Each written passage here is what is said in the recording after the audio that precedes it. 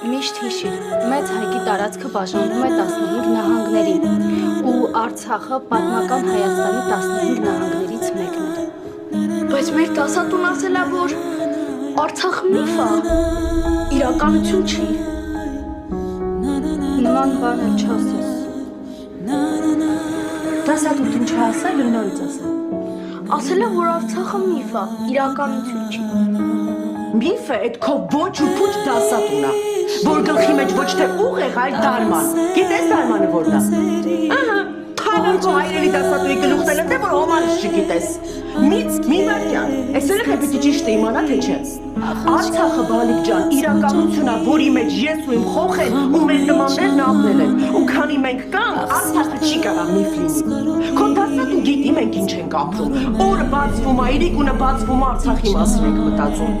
Աղոթում ենք Աստծուն, որ մեր հողն ու ջուրը հետ գա։ Միֆ է։